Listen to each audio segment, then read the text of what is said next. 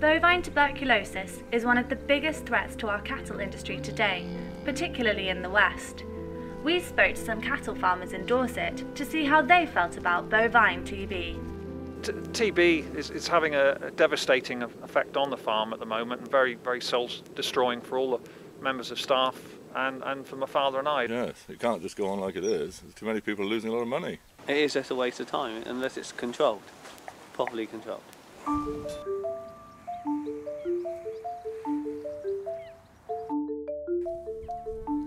Bovine TB is one of the biggest challenges facing cattle farmers in the UK today. On average, 100 cows are slaughtered each day because of the disease.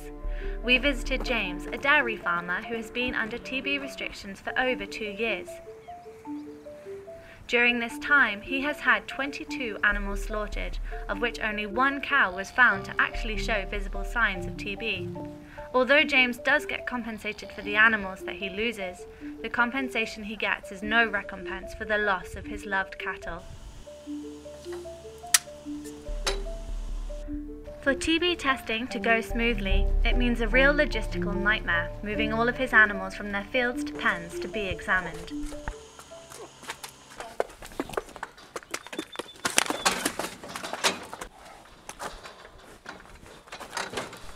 The farm's vet, Jenny, gave all of James's cows 2 jabs in the necks a few days ago.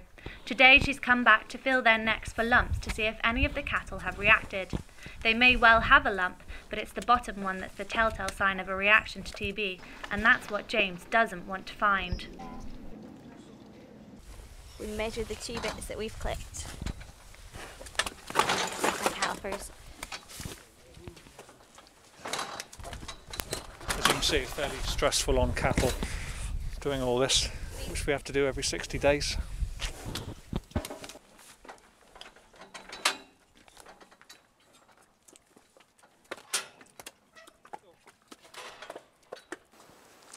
If restrictions continue, apart from the fact that we would continue to lose a lot of animals, economically it becomes unviable to continue milking and to continue having beef cattle, and perhaps we would end up just having all arable crops on the farm and no livestock. Many farms around here, in fact, have done that. They've sold their cattle, partly because of TB reasons and partly because of low milk prices.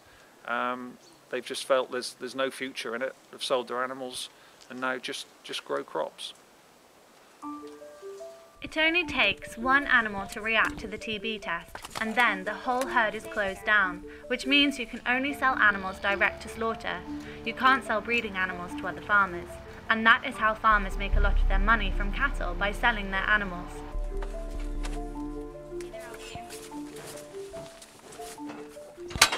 So the testing is almost close to finishing. There's just 1 more herd of calves to do, and James would have passed. But this one's reacted, which means that this cow, also in calf, has to be compulsory slaughtered, and James's herd will have to remain shut down. James won't be able to sell or even move any of his pedigree animals, and he'll have to do a test again every 60 days until he goes clear. Farmers have to clear 2 tests 60 days apart until they may sell their animals again. James is devastated. The disease costs taxpayers around £100 million a year. It only takes 1 animal to fail the whole herd. So why is the disease getting worse? We asked Jenny what she thought about the current measures to control the disease. I think that TB testing it's a very reliable method. It probably is the best method, but I think well, obviously for detecting cattle that have TB, but I think it should be used along with other control measures. In recent years, badgers have come under harsher scrutiny for the spread of the disease. As a protected species and a species with no natural predators, the badger population within the UK has rapidly expanded, and the government recently confirmed the animals as a significant reservoir for the disease. However, there are currently no measures to control the disease within the badger population. So we've got some approved buildings these animals are in, and one of the stipulations that the government want is that the yard or the building should be badger proof. In other words, so badgers can't get in to spread disease to the cattle. which to me just proves the point that the badgers are the ones spreading the disease, and we're getting to the ridiculous stage now where we've got to fence our cattle in to keep the badgers out, and that just shows how bad the situation has got. We visited some nearby farmers to see what they felt about potential measures to control the badger population in hope of preventing this terrible disease. Yeah, they've got to start looking in the wildlife seriously rather than just controlling the dairy herds. They have to be some sort of control, either by injecting or by a cull or whatever. We spoke to local badger groups asking them what they thought about potential culling methods to control the spread of the disease within the UK.